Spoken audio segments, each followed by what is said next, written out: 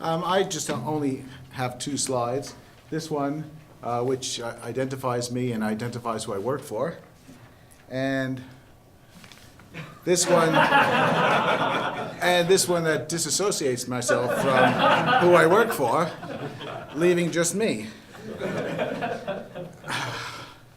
So I'm not going to dwell on or say much about the no man's land of the First World War. You should have it's an image that you all should recognize. But I will say just a couple of things, and one is that I'll say, to start with, that no man's land was the result of technologies that emerged from the mid-19th century and reached their apogee on the Western Front. And these, again, be things that you're familiar with, machine guns, breech-loading rifles, quick-firing artillery, etc.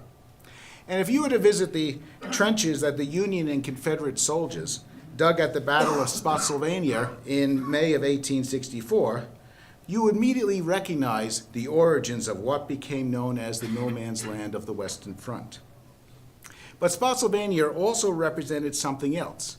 And this is the second thing that the trenches of the First World War represent, or the culmination. They represent, in 1864, that was the beginning of a swing in the pendulum of war, decisively from a neutral setting to favoring the defense. Right? And much of the efforts on the First World War was how to overcome that advantage conferred to the defense. Some years ago, I made an observation. The emergence of the new technologies of war of today, including long-range precision missiles, and their pairing with advanced sensors, would gradually lead to creation of a new no man's land. But this one would be of immense depth, one of theater-sized proportions.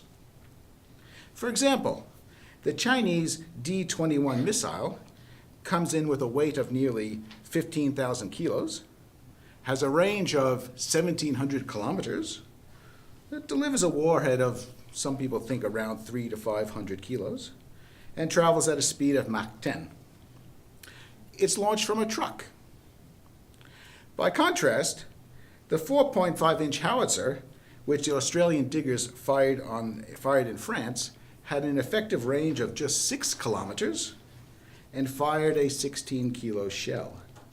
So we're looking at expanding a no man's land that could be measured in the at some places in Gallipoli in meters, and at most hundreds of meters on the Western Front, that could be measured in hundreds to thousands of kilometers.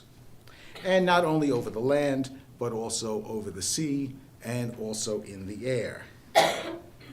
The implications of these missiles are summed up by the term anti-access area denial, or the military acronym A2AD, and maybe some of you have heard of this. And China and other states are gaining the ability to create these killing zones in front of their borders, particularly their maritime ones. Additionally, these weapons are proliferating as their entry cost comes down, and they will only improve in capability. We're at the beginning of this cycle.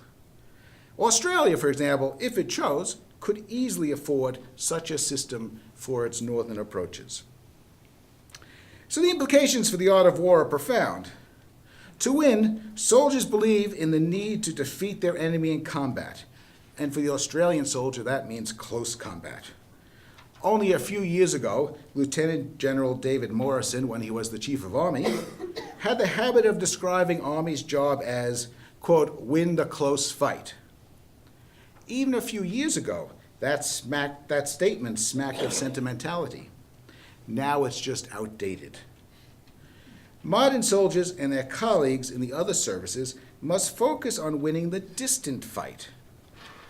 That is the prerequisite to closing with the enemy and being able to survive.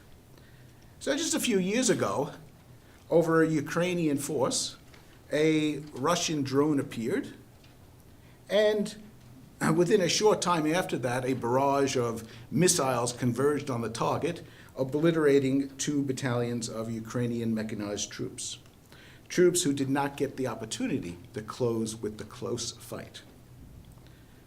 For the other services, the effect of this new no man's land will be equally profound. Fleets, I believe, will no longer need to fight to control the sea, as that can be accomplished from the land with land-based precision missiles. In fact, fleets will need to invest in survival. Aircraft will be equally vulnerable. The Joint Strike Fighter is actually a flying computer, and it will be vulnerable to cyber or ECM attack. As aircraft were once at risk from the machine guns of, let's say, the Albatross in the First World War. For the culture of soldiers, this will be challenging too. In Australia, the image of the digger is and remains the light infantry. But I surmise that the future, the gunner and the sensor soldier will come to the fore. And I'm not sure how the people who I work with will be able to accept or adjust to that. Military planners and defense thinkers are investigating the problem of crossing the modern no man's land. That's one of the things I do. No one has a solution, at least not yet. But they're doing it in the same sense of those commanders at the end of the 19th century also investigated how to get across or how to negate the defensive weapons of their time.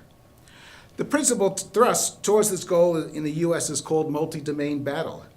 It envisages forces operating in and across all domains of war, land, the sea, air, and space, simultaneously, including the new ones of cyber, social, and the electromagnetic.